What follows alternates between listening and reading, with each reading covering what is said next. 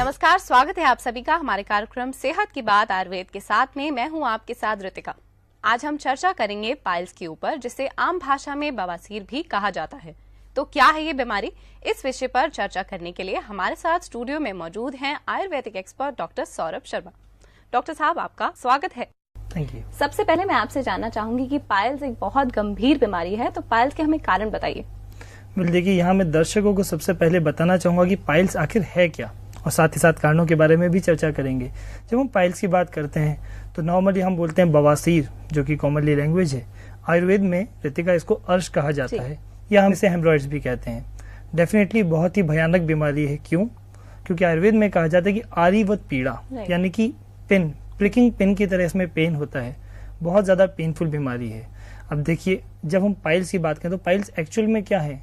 It's nothing. जो हमारी blood vessels हैं उनमें वेन्स होती हैं, आर्टरीज होती हैं, लेकिन जब किसी भी प्रकार के प्रेशर के कारण जब वो बल्ज हो जाती हैं या जब वो फूल जाती हैं, उसे हम पाइल्स कहते हैं। तो it means it is just swelling of your veins. अब हम कारणों की बात करते हैं। अब देखिए ऋतिका, पाइल्स बेसिकली बॉडी के अंदर एनल रीजन, यानी कि जो हमारा गुदा का एरिया है वहां पे होता है। अब हम रीजन की बात करें तो सबसे इंपॉर्टेंट रीजन है इंट्रा एब्डोमिनल प्रेशर, यानी कि एब्डोमिन में हवा भर जाना या किसी भी तरह का प्रेशर बढ़ना।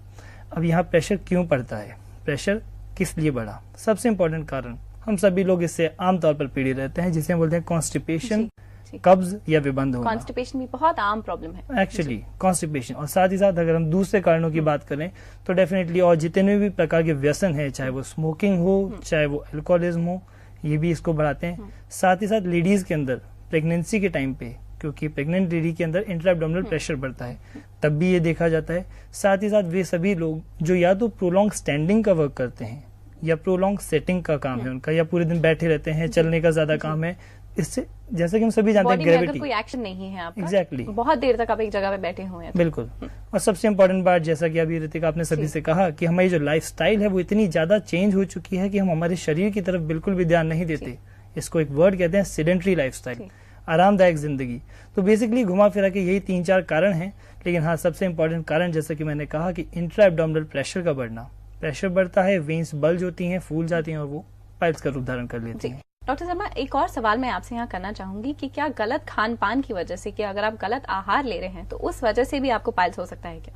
बिल्कुल ऋतिका, जैसे कि मैंने शुरुआत में ही, प्रोग्राम की शुरुआत में कहा कि सबसे इम्पोर्टेंट बात है हमारा डाइट और डेली रूटीन, यानी जो भी हम खा रहे हैं, जैसा भी हमारा आहार विहार है, यदि वही डिस्टर्ब होगा तो डेफिनेटली हमें लाइफ में पाइल्स होने की, पाइल्स की शिकायत हो सकती है।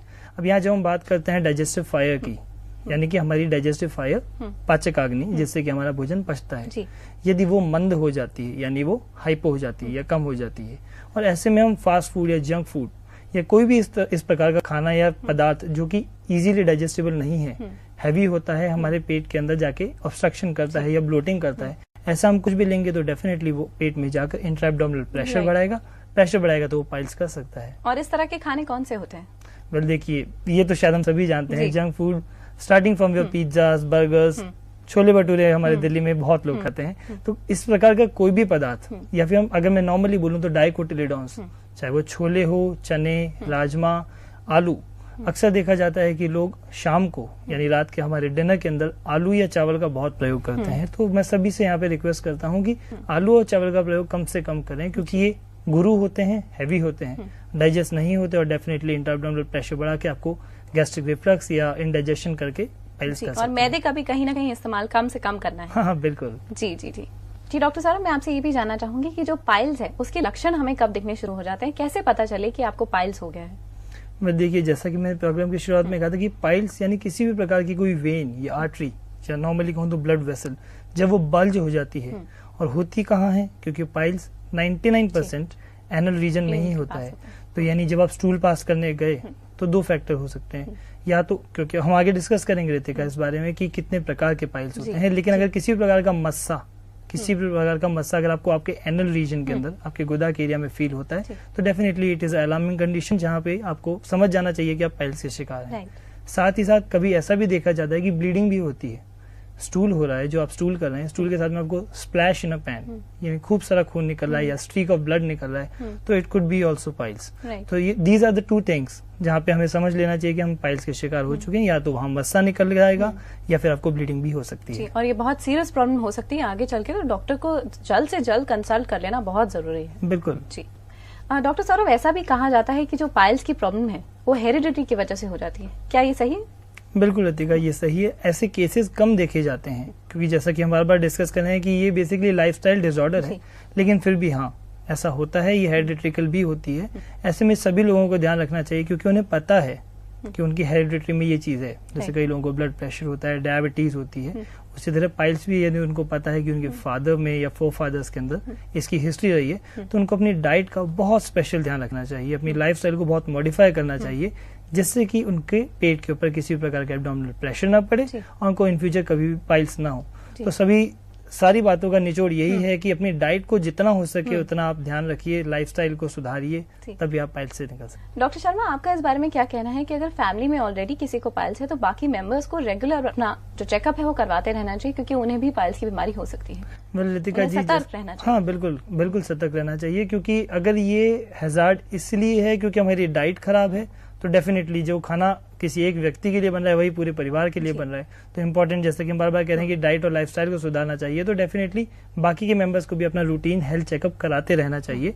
लेकिन अगर ये प्रॉब्लम आगे फोर फादर्स, क्योंकि जैसा मैंने कहा कि हेरिडिट्रिकल ज्यादा है, हेरिडिट्रिकल सिबलिंग्स के अंदर यानी भाई बहन में या हस्बैंड वाइफ में होने के चांसेस कम होते हैं, लेकिन हेरिडिट्रिकल पार्ट जब हम डिस्कस करते हैं तो हेरिडिट्री में अगर ये आ सकती है तो डेफिनेटली आपको अपनी डाइट का ध्यान रखना चाहिए और नॉर्मली एवरी 6 मंथ आपको अपना टोटल बॉडी चेकअप करवा लेना चाहिए। Right, absolutely.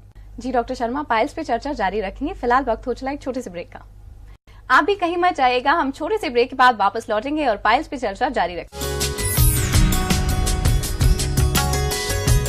स्वागत है आप सभी का एक बार फिर से हमारे कार्यक्रम सेहत की बात आयुर्वेद के साथ में। आज हम चर्चा कर रहे हैं पाइल्स के ऊपर और हमारे साथ स्टूडियो में है डॉक्टर सौरभ शर्मा। डॉक्टर साहब, हम पाइल्स पे चर्चा कर रहे थे, मैं आपसे जानना चाहूंगी कि पाइल्स के कितने प्रकार होते हैं? लतिका देखिए, नॉर्मली हम लोग 2 तरह के पाइल्स ही समझते हैं एक लेमन लैंग्वेज के अंदर। 2 तरह के पाइल्स, या तो ब्लीडिंग या नॉन ब्लीडिंग। जब हम ब्लीडिंग पाइल्स की बात करते हैं तो वे यूजुअली 4 टाइप्स के होते हैं।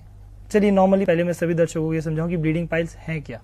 ये उस तरह के पाइल्स हैं जिसमें कि स्टूल के साथ आपको ब्लड भी निकलता है, ब्लीडिंग साथ में होती है, यानी कि इंटरनल वुंड है, यानी कि जो वेन है आपकी, जैसे कि हमने प्रोग्राम की शुरुआत में बताया था सबको कि वेन बल्ज हो जाती है या वेन फूल जाती है, वेन बर्स्ट हो गई है, इसकी वजह से वो स्टूल के साथ में आपको ब्लीडिंग दे रही है।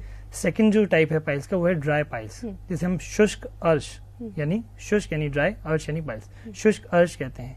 ये एक्सटर्नल पाइल्स होते हैं, ये ब्लीडिंग नहीं होते, लेकिन ये ज्यादा प्रॉब्लम क्रिएटिंग होते हैं क्योंकि ये आपके एनल जो एनस वाला एरिया है उसके ठीक बाहर उभरे हुए मस्से होते हैं। ये ज्यादा प्रॉब्लम क्रिएटिंग इसलिए है क्योंकि आप कुछ भी काम कर रहे हैं, चाहे आप चल रहे हैं चाहे आप बैठे हैं, बैठने में आपको अनकंफर्ट देंगे, इचिंग होगी, आपको पेन करेंगे, इसलिए ज्यादा अनकंफर्टेबल होते हैं। अब जैसा कि मैंने कहा कि ब्लीडिंग पाइल्स होते हैं, उनके 4 टाइप्स होते हैं। तो रितिका 4 तरह के होते हैं, इनको कहते हैं 1st degree, 2nd degree, 3rd degree and 4th degree.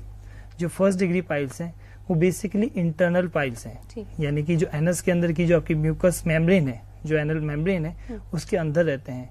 Bleeding होती है, स्टूल आपने जैसे ही पास किया ये पाइल्स बाहर नहीं आएंगे, लेकिन हाँ आपको ब्लीडिंग कर सकते हैं या अंदर पेन कर सकते हैं।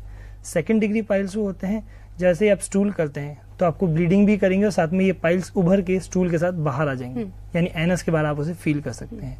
3rd डिग्री पाइल्स वो होते हैं जो कि प्रेशर, जैसे ही प्रेशर लगा आपने स्टूल किया तो ये पाइल्स निकल के बाहर आ गए, लेकिन अगर आपने उसको फिंगर से या किसी भी तरह अंदर प्रेस किया तो ये वापस एनस रीजन के अंदर चले जाते हैं। और 4th डिग्री पाइल्स तो वही होते हैं जो कि ब्लीडिंग भी होते हैं लेकिन एनल रीजन के बाहर होते हैं और हमें बहुत ज्यादा पीड़ाकारक होते हैं। जी डॉक्टर शर्मा, पाइल्स की प्रॉब्लम को बाकी एनल प्रॉब्लम से कैसे डिफरेंशिएट करें? बिकॉज और भी एनल प्रॉब्लम्स होती हैं, जैसे फिशर भी एक बहुत गंभीर समस्या है, तो कैसे आपस में डिफरेंशिएट करें?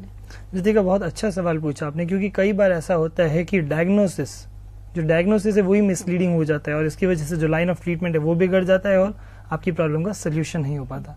वेल देखिए, सबसे इम्पोर्टेंट बात तो ये है कि जैसा कि मैंने कहा कि पाइल्स यानी छोटे छोटे मस्से ये एनल रीजन के बाहर उभरते हैं। मेरे शब्दों पे जाइएगा, एनल रीजन के बाहर। लेकिन जब हम फिशर की बात करते हैं तो फिशर में क्या होता है कि वो एनल रीजन से बाहर नहीं निकलते, बल्कि एक सेकेंडरी ओपनिंग हो जाती है सेकेंडरी ओपनिंग का मतलब जो हमारा ग्लूटियस का जो एरिया है, जो एनस है, एनस के पास ही चाहे 1 इंच दूर या आधा सेंटीमीटर या 1 सेंटीमीटर दूर, वहां पे एक सेकेंडरी ओपनिंग हो जाती है। यानी एक ओपनिंग तो हमारा एनस है ही, और साथ ही एक छोटी सी ओपनिंग और हो गई जिसमें से लगातार ब्लीडिंग होती रहती है या पस निकलता रहता है। तो basically this is the difference between piles and fissure. एक और प्रॉब्लम हम रितिका नॉर्मली देखते हैं जिसे बोलते हैं रेक्टम प्रोलैप्स। यानी कि जो रेक्टम वाला एरिया है, रेक्टम जो होता है ना, सीकम कोलम रेक्टम, ये बेसिकली लार्ज इंटेस्टाइन के 3 पार्ट्स होते हैं। इसके बाद में आपका एनल रीजन होता है, जो एनल कैनाल होती है 5 सेंटीमीटर की होती है। तो देखा ही जाता है कि कई बार रेक्टम ज्यादा प्रेशर होने की वजह से पूरा रेक्टम जो है, रेक्टम की जो मसल्स है, वही आपके एनल रीजन से बाहर आ जाती है। तो बेसिकली अगर हम देखें तो पाइल्स छोटे मस से, फिशर सेकेंडरी ओपनिंग, और जो रेक्टम प्रोलैप्स की बात की वो पूरी गुदा का एनल एरिया से बाहर आ जाना, या फिर पूरा एक मांस का पूरा टुकड़ा बाहर आ जाता है जिसकी वजह से आपको बहुत पेन होता है। तो this is basically the 3 kind of diseases which could happen in your anal reason. तो ये चीजें इंपॉर्टेंट है कि आप उसको ध्यान से देखें कि आपको प्रॉब्लम क्या है। या मैं तो सभी से ये कहूंगा कि सबसे पहले डॉक्टर की सलाह लें, डॉक्टर को दिखाएं कि आखिर ये प्रॉब्लम है क्या, क्या डिजीज है क्या, और अकॉर्डिंगली अपना ट्रीटमेंट कराएं। डॉक्टर सौरभ, पाइल्स पे चर्चा जारी रखेंगे, लेकिन फिलहाल वक्त है एक छोटे से ब्रेक का। ब्रेक के बाद लौटेंगे और आपसे जानेंगे क्या है उपचार इसका आयुर्वेद में। साथ ही आपसे एक नायाब सा घरेलू नुस्खा भी जानेंगे। आप भी कहीं मत जाइएगा, लौटेंगे एक छोटे से ब्रेक के बाद। Welcome back after the break. Doctor साहब, अब हम आपसे जानना चाहेंगे आयुर्वेदिक उपचार पाइल्स से बचने के लिए। देखिए, जैसा कि मैं शुरुआत से ही कहता आ रहा हूँ कि ये एक हमारा हैजार्ड है, क्योंकि हमारी डाइट और डेली रूटीन ही अच्छी नहीं है। आप किसी भी डॉक्टर के पास जाएं, सबसे इम्पोर्टेंट बात यह है कि उनसे अपनी डाइट के बारे में, अपने डेली रूटीन के बारे में जरूर डिस्कस करें। क्योंकि पाइल्स, रितिका, पाइल्स एक ऐसी बीमारी है जो कि डेफिनेटली एक बार तो ठीक हो जाती है। There are certain kind of operations. Modern medicine में कई तरह के ऑपरेशंस होते हैं, और पेशेंट आके ये बोलता है कि डॉक्टर साहब, एक बार तो मैंने ऑपरेशन कराया, मैं ठीक हो गया, लेकिन ये तो दोबारा आ गई, ऐसा क्यों?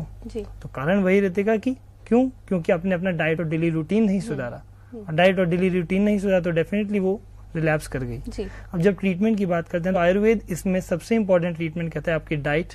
और डाइट में भी, जैसा कि मैंने प्रोग्राम की शुरुआत में ही कहा था, कि इंट्रा एब्डोमिनल प्रेशर को कम करना, यानी किसी भी प्रकार से कॉन्स्टिपेशन से आपको रिलीव करना। नॉर्मली क्योंकि हम फास्ट फूड या जंक फूड लेते हैं, तो हमें आज 10 में से 8 लोगों को, 10 में से 8 साथियों को कॉन्स्टिपेशन की प्रॉब्लम है, या गैसेस डिस्टेंशन की प्रॉब्लम है, या ब्लोटिंग की प्रॉब्लम है, जिसकी वजह से कई बार गैस्ट्रिक रिफ्लक्स, या कई बार जो लोग कहते हैं कि भाई भोजन हम खाते हैं और खाने के बाद वो सीने में वापस आता है, या जलन होती है, पैल्पिटेशन हो जाता है, ऐसी चीजें हो सकती है। एग्जैक्टली। तो इम्पोर्टेंट बात ये कि आप जो भी खा रहे हैं उसका प्रॉपर एसिमिलेशन हो, प्रॉपर डाइजेशन हो, जिससे कि आपकी बॉडी को प्रॉपर न्यूट्रिशन मिल सके, और प्रॉपर एलिमिनेशन हो। Whatever food you are taking, जो भी आप खाते हैं, उसका एलिमिनेशन अगर अच्छे से नहीं होगा तो वो अंदर ही जाके सड़ेगा, प्रेशर बढ़ाएगा, कॉन्स्टिपेशन करेगा, रेक्टम पे प्रेशर डालेगा, एनल रीजन पे प्रेशर डालेगा, वेरिकोज वेन्स, जैसे कि वेरिकोसिटी हो जाएगी, उसके अंदर बल्ज होकर आपको ब्लीडिंग कर सकता है। तो आयुर्वेद यहाँ यही कहता है कि सबसे पहले तो आपका पेट साफ होना चाहिए, विबंध नहीं होना चाहिए, किसी भी प्रकार का कॉन्स्टिपेशन नहीं होना चाहिए। यहाँ मैं सभी दर्शकों से कहूंगा कि डाइट का बहुत ध्यान रखिए। जो भी डाइट आप ले रहे हैं उसमें प्रचुर मात्रा में, बहुत मात्रा में फाइबर्स हों। किसी भी प्रकार के जंक फूड को या फास्ट फूड को अपनी डाइट से प्लीज इरेडिकेट कर दीजिए, क्योंकि जितना आप ऐसी चीजों का सेवन करेंगे, पेट को हैवीनेस होगी, और डेफिनेटली ये पाइल्स, जो कि एक बहुत ही पीड़ाकारक बीमारी है, इससे आप शिकार हो सकते हैं। तो डाइट के अंदर ग्रेन्स हुए, ग्रीन लीफी वेजिटेबल्स हुई, इनको शामिल कीजिए। सात्विक आहार विहार का सेवन करेंगे तो बिल्कुल आप स्वस्थ रहेंगे। जी, एक और प्रश्न मेरे दिमाग में आ रहा है डॉक्टर शर्मा, कि पाइल्स आपने कहा ऐसी प्रॉब्लम है जो रियाकर हो सकती है, कितना हद तक सही है? ये बार बार रियाकर होती रहती है? बिल्कुल। देखिए, सभी दर्शकों से मैं बार बार यही निवेदन कर रहा हूँ कि पाइल्स एक ऐसी बीमारी है जो कि हम आयुर्वेद में कहते हैं कि पाइल्स एक ऐसी बीमारी जो पीछा नहीं छोड़ती। क्यों? क्योंकि जब तक डाइट और डेली रूटीन या लाइफस्टाइल को आप नहीं सुधारेंगे तो डेफिनेटली ये आपको दोबारा होगी। क्योंकि पाइल्स का आगे यदि आप ऑपरेशन भी करा देते हैं, सभी लोगों से निवेदन करूंगा कि ऑपरेशन को कोशिश करें, अवॉइड करें, क्योंकि सूचरिंग होती है, लाइगेशन होता है। कई प्रकार के लोग हैं जो आजकल बोलते हैं कि एक टीके में पाइल्स का ऑपरेशन होता है या एक टीके में आप सही होते हैं। इन सारी मिथ्स के ऊपर मत जाइए, अपनी डाइट और लाइफस्टाइल को सुधारिए। क्योंकि आपने एक बार तो वहां सूचरिंग करवा ली या स्टेपलिंग करवा ली, लेकिन क्योंकि मैं बार बार आपको वही चीज समझा रहा हूँ कि एब्डोमिनल यानी इंट्रा एब्डोमिनल प्रेशर पड़ा, जैसे ही प्रेशर बढ़ा बल्ज हुआ, और बल्ज होने की वजह से वापस आपकी स्टेपलिंग या आपने जो भी ऑपरेशन कराया था वो बस्ट हुआ, वापस आपको ये वेन्स बल्ज होकर आपको पाइल्स की प्रॉब्लम हो सकती है। तो सबसे इंपॉर्टेंट बात यहाँ ध्यान रखने की है कि कोई भी ट्रीटमेंट हम ले रहे हैं, जब तक हम हमारी लाइफस्टाइल मॉडिफिकेशन नहीं करेंगे ये प्रॉब्लम पीछा नहीं छोड़ेगी। जी, आपने कहा सूचरिंग और स्टेपलिंग कुछ ऐसे ट्रीटमेंट्स हैं जो लोग करवाते हैं पाइल्स के लिए, इनके बारे में थोड़ा और विस्तार से बताएं हमें।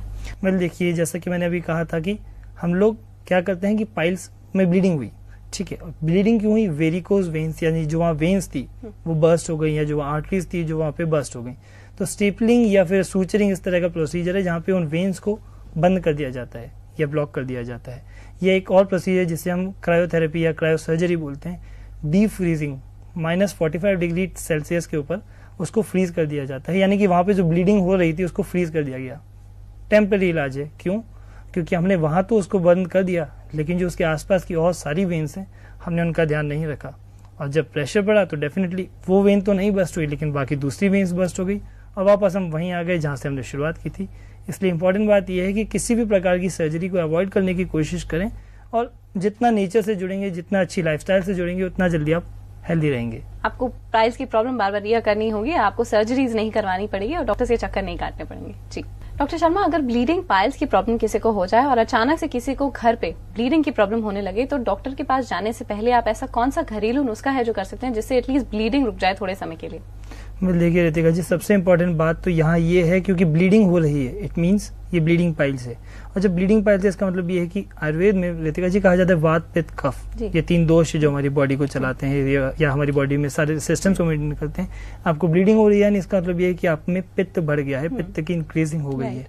तो सबसे इम्पोर्टेंट बात तो ये है कि वहाँ पे उसी समय पित्तवर्धक चीजें, चाहे वो तीखे मिर्च मसाले हो या कोई भी नमक हो या कोई भी शरण करने वाली चीज, काटने वाली चीज का प्रयोग ना करें।